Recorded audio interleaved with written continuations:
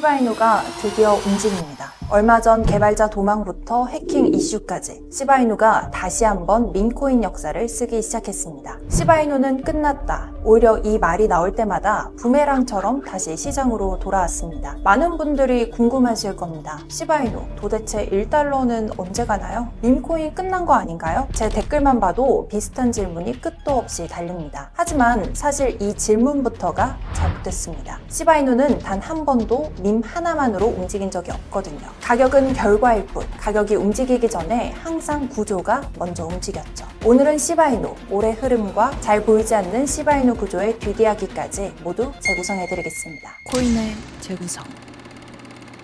밈은 하루면 뜨지만 자금은 하루 만에 움직이지 않습니다. 하루에도 수십 개의 새 밈이 생기고 SNS에서 반짝 화제가 됐다가 사라지죠. 이게 바로 밈코인의 매력이자 재미입니다. 하지만 이건 어디까지나 시장이 작을 때의 이야기입니다. 자금이 커질수록 기준이 완전 달라지거든요. 시장 초반에는 재밌다, 귀엽다면 됐습니다. 하지만 자금 규모가 커질수록 이거 검증된 코인이야? 갑자기 사라지면 어떡해? 등 더 합당한 이유가 필요하죠. 특히 규제가 새롭게 만들어지고 기관 자금이 들어오기 시작하는 시기에 이 기준은 더욱 깐깐해지거든요. 이게 많은 밈코인들이 금방 사라지는 이유 중 하나로 볼 수 있죠. 그래서 우리들은 시장이 커질수록 새로운 이름보다 이미 한 번 큰 사이클을 겪어본 코인을 찾게 됩니다. 시바이누는 올해만 해도 해킹 등 많은 어려움을 겪었고 이미 많은 투자자들이 한 번쯤은 경험해본 코인입니다. 실제로 21년 최고점 기준 시가총액은 약 400억 달러를 넘겼고 전 세계 수만 개 이상의 지갑 주소가 참여했던 기록도 가지고 있죠. 단기간에 재미로 만들어졌다가 사라지는 밈들과는 출발선부터 다릅니다. 시바이누는 거래소 상장 범위, 거래량, 커뮤니티 규모까지 이미 대형 자산을 한 번 경험한 코인이죠. 밈코인 시장에서는 이 경험 자체가 시바이누를 증명해주고 있습니다. 시바이누는 혼자 움직일 수 있는 코인일까요? 답은 아주 명확합니다. 아니요. 시바이누는 단 한 번도 혼자 움직인 적이 없습니다. 지금까지 호재가 터져도 오르지 못하는 이유이기도 하죠. 이건 저의 직감이나 희망회로 돌리려고 하는 말이 아닙니다. 과거 차트가 말하고 있죠. 항상 같은 순서였거든요. 먼저 비트코인과 이더리움이 움직였고 그 후 알트 불장이 시작됩니다. 그래서 시바이누는 언제 오른다는 거야? 힌트는 시바이누가 어디에 올라가 있는지를 보면 알 수 있습니다. 바로 이더리움. 시바이누는 이더리움 위에 존재하는 토큰이죠. 많은 사람들이 오해하는 게 있습니다. 시바이누는 장난 같은 코인이야. 하지만 저는 시바이누의 진짜 뿌리는 밈이 아니라 이더리움 위에 있다고 생각합니다. 왜냐하면 시바이누가 살아 움직이기 위해 필요한 조건은 커뮤니티의 힘, 열기가 아니라 실제로 작동하는 시스템이거든요. 이더리움은 블록체인 위에서 프로그램을 실행할 수 있는 대형 컴퓨터에 가까운데요. 스마트 컨트랙트라는 기능 덕분에 사람 없이도 계약이 가능하고 은행 없이도 대출이 돌아가고 회사 없이도 금융 서비스가 작동합니다. 그리고 우리는 이걸 디파이라고 부르죠. 시바이누는 바로 이 디파이 구조 위에 얹혀있는 코인입니다. 2021년을 어떻게 기억하시나요? 아마 많은 분들이 눈 뜨면 오르고 눈 감아도 오르는 미친 불장으로 기억하실 겁니다. 하지만 실제로는 그 전에 아주 분명한 신호들이 있었습니다. 21년 초 이더리움 가격은 약 700달러에서 1000달러 사이였는데요. 그런데 그해 11월 이더리움은 4800달러까지 오르면서 사상 최고가를 기록했습니다. 4배에서 6배 가까운 상승이었죠. 그 과정에서 가스비가 오르고 NFT와 디파이가 동시에 살아났습니다. 그리고 그 다음에는 무슨 일이 벌어졌을까요? 사람들은 수수료가 비싸다며 불만이 터져 나왔는데요. 사실 이건 오히려 중요한 신호였죠. 이더리움 위에서 많은 거래가 이뤄지고 있다는 거였으니까요.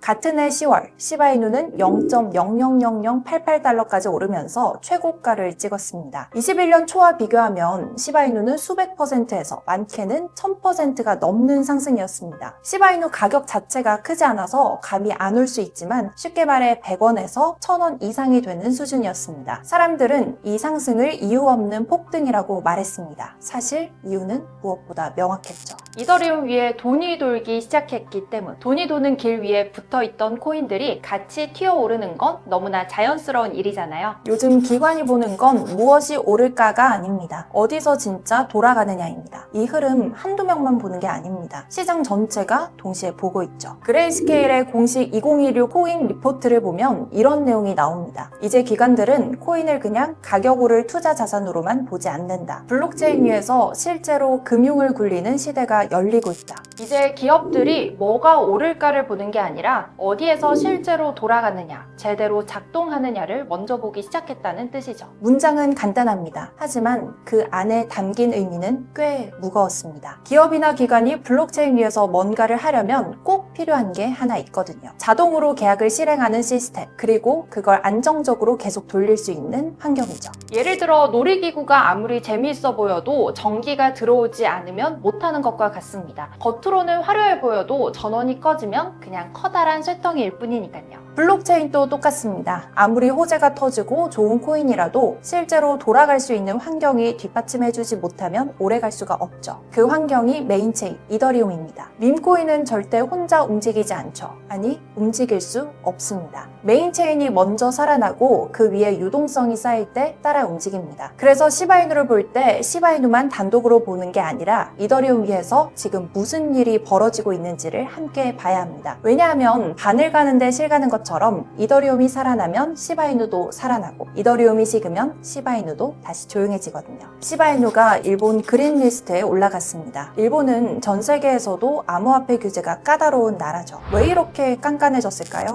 크게 두 가지 사건이죠. 마운트곡스와 코인체크 해킹. 2014년 마운트곡스가 해킹되면서 약 5천억 규모의 돈이 사라졌고 2018년에도 코인체크가 해킹되면서 하나로 5천억 원이 넘는 피해가 발생했거든요. 이런 대형 사고를 연속으로 겪자 일본은 애매하면 절대 허용하지 말고 위험하면 아예 빼버리자. 보수적으로 규제를 바꿨습니다. 그리고 국가에서 관리와 허용되는 암호자산 목록인 그린리스트를 만들었죠. 기술적 안정성, 보안, 거래 기록, 커뮤니티까지 깐깐한 모든 검증이 끝나야지만 이 리스트에 오를 수 있습니다. 그동안 시바이누를 따라다니던 꼬리표가 있었죠. 밈이다, 장난이다. 하지만 시바이누가 이 리스트에 올랐다는 건 최소한 일본에서 국가 기준에서 사용해도 문제 없을 만큼 안전하다는 인증입니다. 이건 학교 축제에 서기 위해 최소한의 1차 오디션을 통과해야 하는 것과 같습니다. 오디션을 통과했다고 바로 스타가 되는 건 아니지만 적어도 무대에 설 자격이 생기는 거죠. 시바이누 끝난 코인일까요? 상폐되는 거 아니냐는 걱정 이해합니다. 시바이누는 이더리움 위에서 작동하는 토큰, 메인체인의 전력망을 쓰는 자산이죠. 요즘 흐름의 포인트는 밈과 밈이 아닌 것이 아니라 활용성과 제도권 안착이에요. 이더리움이 제도권에서 점점 인정받을수록 시바이누도 검증되고 있습니다. 이더리움을 하나의 대형 쇼핑몰이라고 생각하면 쉽습니다. 쇼핑몰 자체가 국가 기준을 통과해서 여기서 장사해도 된다는 허가를 받았고 아무도 모르는 팝업 스토어보다 이미 이름도 들어봤고 검증된 브랜드 매장으로 발길이 가잖아요. 이더리움이 쇼핑몰이라면 시바이누는 그 안에서 이미 전 세계 사람들이 알고 있는 브랜드 중 하나입니다. 결국 시바이누를 볼 때 밈이냐 아니냐는 질문은 점점 의미가 없어집니다. 더 중요한 질문은 이거죠. 이 자산이 제도권 기준에서도 끝까지 살아남을 수 있는 구조인가? 그리고 지금까지 나온 답은 분명합니다. 일본이라는 가장 보수적인 시장에서도 시바이누는 지워지지 않는 이름으로 남아있습니다. 그래서 시바이누는 끝난 코인이 아니라 환경이 바뀔 때마다 다시 호출되는 코인에 가깝습니다. 가격은 항상 맨 마지막에 따라옵니다. 먼저 움직이는 건 구조이고 그 다음이 제도, 허용 여부입니다. 이 흐름을 이해하면 시바이누 1달러 언제 가요? 라는 질문 대신 지금 시바이누가 어떤 위치에 올라와 있는지를 보게 됩니다. 오늘은 시바이누의 전망과 구조의 뒷이야기를 재구성해봤는데요. 구독과 좋아요는 저에게 큰 힘이 됩니다. 다음에 또 만나요. 코인의 재구성.